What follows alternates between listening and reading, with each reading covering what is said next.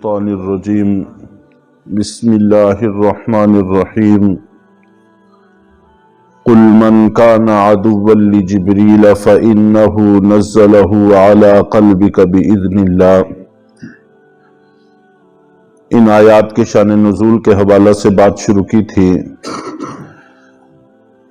کہ نبی پاک صلی اللہ علیہ وسلم کے زمانہ میں فدق کے مقام پر ایک پادری یہودیوں کا عالم ابن سوریہ نام کا رہتا تھا۔ یہ ان کا سب سے بڑا عالم تھا اور وہاں پر اس نے سکھانے کے لیے، علوم پڑھانے کے لیے ایک ادارہ بھی قائم کیا ہوا تھا۔ دور دراز سے لوگ اس کے پاس آتے تھے اور ایک آنکھ سے اس کو نظر آتا تھا، دوسری آنکھ اس کی کام نہیں کرتی تھی اور طبیعت کے اندر چھیڑ چھاڑ اور شرارت کی عادت تھی۔ اس لیے لوگوں کو طرح طرح کے سوال سکھا کر مدینہ منورہ بھیجتا رہتا کہ نبی پاک صلی اللہ علیہ وسلم سے یہ پوچھو، ابو بکر سے یہ پوچھو، عمر سے یہ پوچھو۔ تو کئی ساری باتیں، کئی ساری روایات اس حوالے سے کتابوں میں منقول ہیں۔ ایک دفعہ نبی پاک صلی اللہ علیہ وسلم خود ہی وہاں تشریف لے گئے اور اس سے گفتگو ہوئی۔ اس گفتگو کے درمیان میں ہر بات کے جواب میں وہ ساکت رہا اور کوئی جواب نہ دے سکا۔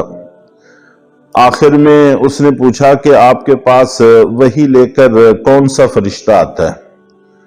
تو آپ نبی پاک صلی اللہ علیہ وسلم نے فرمایا کہ جبریل آتا ہے، اور پہلے بھی سارے پیغمبروں کے پاس وحی لے کر آتے رہے ہیں۔ تو اس نے کہا کہ اگر جبریل لے کر آتے ہیں تو پھر ہم نہیں مانتے، اس لیے کہ حضرت موسیٰ علیہ السلام پر بھی سخت احکام جتنے لے کر آئے وہ جبریل ہی لے کر آئے، تو اس لیے وہ ہمارے دشمن ہیں، تو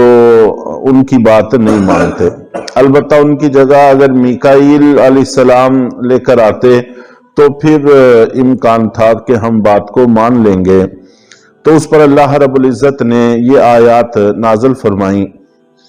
کہ اے پیغمبر آپ کہہ دیجئے کہ اگر کوئی جبریل کا دشمن ہے تو ہوا کرے، اس لیے کہ اس نے تو قرآن کو آپ کے دل پر اللہ کی اجازت سے اتارا ہے۔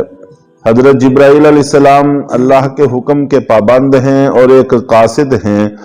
اور کسی بھی قاصد اور سفیر کا کوئی قصور نہیں ہوا کرتا، بھیجنے والے ہی کی ذمہ داری ہوتی ہے۔ چنانچہ عالمی قانون رہا ہے کہ سفیر کو کچھ نہیں کہا جاتا، اور اس کا نبی پاک صلی اللہ علیہ وسلم نے بھی اظہار فرمایا ہے، یہاں تک کہ آپ کے پاس جب مسیلمہ کذاب کی طرف سے سفیر آئے، وہ چونکہ مرتدین کی ایک جماعت تھی اور مرتد کی سزا قتل ہی ہوتی ہے، اس لیے آپ نے سزا کا ذکر بھی فرمایا اور ساتھ سزا جاری نہ کرنے کی وجہ بھی ارشاد فرمائی کہ میں تمہیں قتل کر دیتا،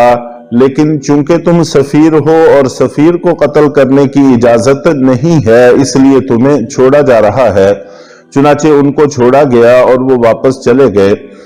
تو سفیر کے اوپر کسی طرح کا کوئی اعتراض نہیں ہوتا۔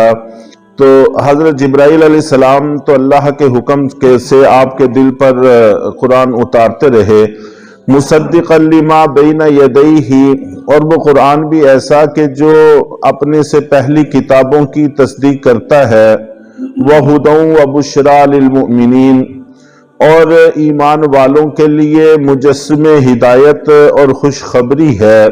ویسے تو سبھی کے لیے ہے، لیکن فائدہ چونکہ ایمان لانے والے اٹھاتے ہیں، اس لیے کہہ دیا جاتا ہے کہ ایمان والوں کے لیے یہ ہدایت کا ذریعہ ہے، خوشخبری ہے، وگرنہ جو بھی اس کی طرف آئے گا ظاہر ہے کہ اس کو اس سے فائدہ پہنچے گا۔ من کان عدوا للہ وملائکتہ ورسلہ وجبریل ومیکال، اگر کوئی شخص اللہ کا دشمن ہے اور اس کے فرشتوں کا اور اس کے رسولوں کا اور جبریل کا اور میکائیل کا دشمن ہے، فَإِنَّ اللَّهَ عَدُوٌّ لِّلْكَافِرِينَ، تو وہ سن رکھے کہ اللہ رب العزت کافروں کے دشمن ہیں۔ جو بھی اللہ تعالیٰ کے یا اللہ کے رسولوں کے فرشتوں کے دشمن ہیں تو ایسے لوگ کافر ہیں، اور اللہ تعالیٰ کافروں کا دشمن ہے۔ ظاہر ہے کہ جس کا دشمن اللہ کی ذات ہو جائے تو اس کے پیچھے کچھ نہیں بچتا۔ یہیں سے علماء نے یہ بات بھی لکھی ہے کہ اللہ کے رسول فرشتے یہ چونکہ اللہ کے قریب کے لوگ ہیں، اللہ کے دوست ہیں، جس کو ہم ولی کہتے ہیں، تو پھر ان کے بعد درجہ بدرجہ اولیاء کرام کی جماعت ہر دور میں موجود رہی ہے۔ کسی بھی اللہ کے ولی کو تنگ کرنا گویا کہ اللہ کو اعلان جنگ دینا ہے، اور اس آیت میں واضح طور پر اللہ تعالیٰ نے بھی یہ بات ارشاد فرمائی ہے کہ ان سے دشمنی در حقیقت اللہ سے دشمنی ہے۔ وَلَقَدْ أَنزَلْنَا إِلَيْكَ آيَاتٍ بَيِّنَاتٍ، اور ہم نے آپ پر روشن آیتیں اتاری ہیں۔ وَمَا يَكْفُرُ بِهَا إِلَّا الْفَاسِقُونَ، اور ان کا انکار صرف گناہگار لوگ ہی کر سکتے ہیں۔ أَوَكُلَّمَا عَاهَدُوا عَهْدًا نَبَذَهُ فَرِيقٌ مِّنْهُمْ، جب کبھی بھی ان لوگوں نے کوئی عہد کیا تو ان میں سے ایک گروہ نے اس عہد کو توڑ پھینکا۔ بنی اسرائیل کی بات ہو رہی ہے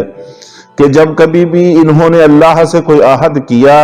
تو ان میں سے کچھ لوگوں نے اس عہد کو توڑ دیا۔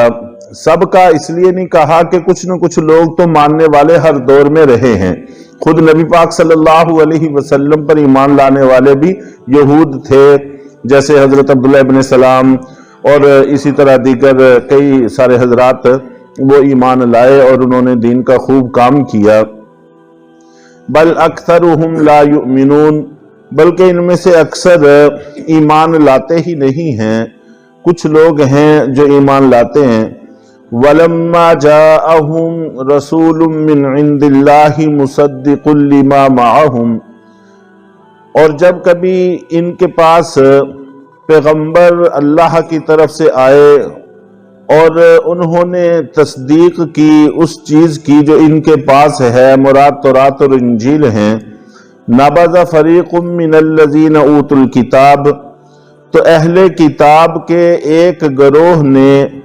کتاب اللہ وراء ظہورہم، اللہ کی کتاب تورات انجیل کو اپنے پس پشت ڈال دیا۔ کأنہم لا یعلمون، گویا کہ وہ جانتے ہی کچھ نہیں ہیں۔ نبی پاک صلی اللہ علیہ وسلم جب ان کے پاس تشریف لائے اللہ کی طرف سے، اور انہوں نے آ کر ان کو دعوت دی،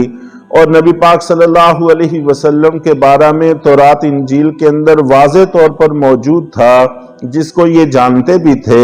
تو چاہیے یہ تھا کہ اپنی کتاب پر بھی عمل کرتے اور اللہ کے رسول کی دعوت کو بھی قبول کرتے، لیکن یہ اپنی کتابوں کے اندر موجود نشانیوں سے بھی بالکل بیگانہ ہو گئے، جیسا کہ ان کو پتہ ہی نہیں ہے کہ ہماری کتابوں میں اس حوالے سے کچھ منقول ہے۔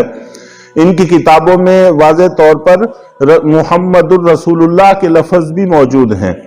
اور نبی پاک صلی اللہ علیہ وسلم کی نشانیاں بھی موجود ہیں، جن کے بارے میں انہوں نے سوال بھی پوچھا۔ ان میں سے ایک سوال یہ بھی تھا کہ آپ صلی اللہ علیہ وسلم کی نشانی بتاؤ،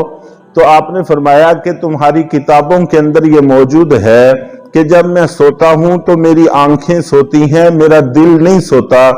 تو انہوں نے کہا کہ ہاں واقعی یہ نشانی موجود ہے، لیکن جب ماننے کی باری آتی ہے تو ایسے انجان بن جاتے ہیں کہ جیسے ان کو پتہ ہی نہیں ہے۔ تو اس طرح سے یہ لوگ دین سے دور رہے اور نبی پاک صلی اللہ علیہ وسلم کے ساتھ بحث مباحثہ میں لگے رہے، لیکن ایمان لانے کی طرف متوجہ نہیں ہوئے۔ اور بحث مباحثہ اس کی عادت یہ واقع میں ہوتی بھی ایسی چیز ہے کہ جو انسان کو حق سے دور کرتی ہے، اس لیے کوشش کرنی چاہیے بلا وجہ بحث مباحثے میں انسان نہ پڑے، اور جو بات سمجھ میں آ رہی ہے اس کو مانے اور اس پر عمل کی کوشش کرے۔ اللہ تعالی ہم سب کو عمل کی توفیق عطا فرمائے۔